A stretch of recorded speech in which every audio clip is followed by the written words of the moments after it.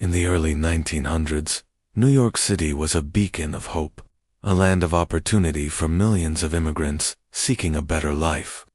For many young women, this dream led them to the garment industry, to places like the Triangle Shirtwaist Factory. But behind the promise of a steady wage lay a dark and dangerous reality. This is the story of a tragedy that would shock a nation and forever change the course of American labor history. The Triangle Shirtwaist Factory occupied the top 3 floors of the Ash Building, a modern, supposedly fireproof structure just off Washington Square Park.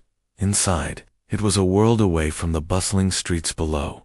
Hundreds of workers, mostly young immigrant women from Italy and Eastern Europe, sat hunched over rows of sewing machines. They worked long hours, 6 days a week, for meager pay, churning out the popular shirtwaist blouses of the era. The air was thick with the hum of machinery and the dust from countless bolts of fabric, but it was also thick with danger. The factory owners, Max Blank and Isaac Harris, were notorious for their cost-cutting measures. To maximize space, sewing machines were packed so tightly together that there were barely any aisles. Piles of flammable fabric scraps, some weighing hundreds of pounds, were left to accumulate on the floors and in overflowing bins. The owners, paranoid about theft and unauthorized breaks, had a policy of locking most of the exit doors during work hours. The few that remained open were often blocked or opened inwards, creating a deadly bottleneck in an emergency. The main fire escape was flimsy and poorly maintained, never designed to support the weight of so many people at once. It was a tinderbox, a disaster waiting to happen. The workers knew the risks. Just 2 years earlier, in 1909, they had participated in a massive strike known as the Uprising of the 20,000, demanding better pay, shorter hours, and safer working conditions. While some factories conceded, the Triangle owners fiercely resisted any unionization or significant changes. The women returned to work, their calls for safety largely unanswered. On the afternoon of Saturday, March 25, 1911, as the workday was ending, that disaster struck. A fire, likely sparked by a discarded match or cigarette butt, ignited in a scrap bin on the 8th floor. Within moments, the highly flammable cotton dust and fabric scraps turned a small flame into a raging inferno. A foreman tried to douse it with buckets of water, but it was too late. The fire spread with terrifying speed, engulfing the entire floor in a wall of smoke and flames. Panic erupted. The workers on the 8th floor scrambled for the exits. Some managed to make their way to the 2 passenger elevators, where heroic operators made multiple trips up and down, saving as many as they could before the shafts filled with smoke and fire, forcing them to stop. Others ran for the fire escape, only to find it quickly became a scene of horror. The narrow, rickety structure buckled and collapsed under the weight of the desperate crowd, sending dozens plunging to their deaths in the courtyard below. The locked doors on the 9th floor sealed the fate of many more. As the flames raced upwards, workers found their primary escape route barred. They hammered on the doors, their screams for help unheard over the roar of the fire and the chaos outside. Those on the 10th floor, where the owners' offices were located, had a different fate.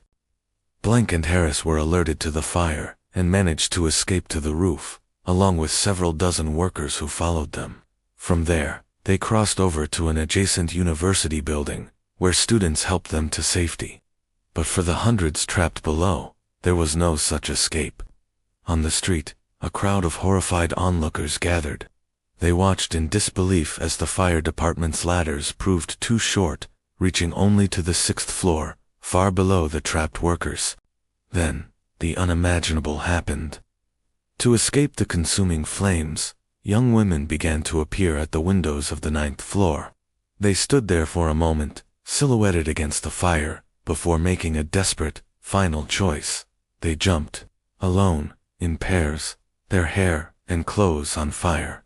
They leaped from the windows, their bodies hitting the pavement with sickening thuds. Firefighters held out life nets, but the force of the fall was too great. The nets tore, and the jumpers fell straight through. The crowd screamed. Some fainted, as the bodies piled up on the sidewalk. In just 18 minutes, it was all over. The fire was extinguished, leaving behind a scene of utter devastation. Inside the burnt-out shell of the factory, firefighters found the grim evidence of the workers' final moments. They discovered heaps of bodies piled up against the locked doors, and the skeletal remains of others who had been incinerated at their sewing machines. The final toll was staggering. 146 people were dead. The victims were mostly girls and young women, some as young as 14. They were daughters, sisters, and recent immigrants who had come to America with so much hope. The city was plunged into mourning. For days, a makeshift morgue was set up on a pier, where a procession of grieving family members came to perform the heartbreaking task of identifying their loved ones. The public outcry was immediate and immense. How could this have happened in a modern city, in a building praised for being fireproof? The anger was directed squarely at the factory owners and a system that prioritized profits over human lives. Newspapers ran harrowing accounts and graphic illustrations, galvanizing public opinion.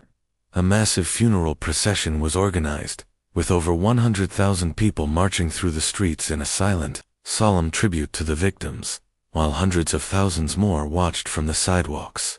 It was a powerful demonstration of collective grief and a resounding demand for change.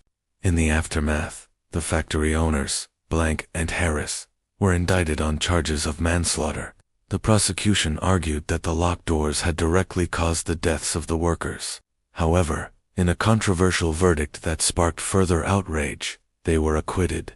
A defense lawyer had successfully discredited a key witness, and the jury concluded that the prosecution could unprove the owners knew the doors were locked at the exact moment the fire broke out. Though they escaped criminal conviction, they were later found liable in a civil suit and forced to pay compensation to the victims' families, a paltry sum of just $75 per life lost. But the story of the Triangle Fire doesn't end with injustice. The tragedy became a powerful catalyst for reform. The public's horror and the tireless advocacy of labor activists and social reformers could no longer be ignored. In response to the fire, New York established the Factory Investigating Commission, led by figures like Francis Perkins, who would later become the U.S. Secretary of Labor. The commission conducted a sweeping investigation into factory conditions across the state. Their findings led to a revolutionary wave of new legislation. Over the next few years, New York passed more than 30 new laws that set comprehensive standards for workplace safety and health. These new regulations mandated automatic sprinklers in high-risk buildings, required fire drills, and ensured that factory doors remained unlocked and opened outwards. They set limits on working hours for women and children and improved building access and egress. These laws, born from the ashes of the Triangle Factory, became a model for the entire nation, laying the groundwork for the federal workplace safety standards we have today. The Triangle Shirtwaist Factory Fire was a horrific and preventable tragedy. It exposed the brutal reality of industrial labor and the human cost of unchecked corporate greed. But the memory of the 146 lives lost that day fueled a movement. Their deaths were not in vain. They sparked a revolution in workers' rights and created a lasting legacy of safety and protection that benefits all of us. It stands as a solemn reminder that the fight for safe and fair working conditions is a continuous one, built on the memory of those who paid the ultimate price. Thank you for watching. If you found this story important, please like and subscribe for more content on the pivotal moments that shaped our world.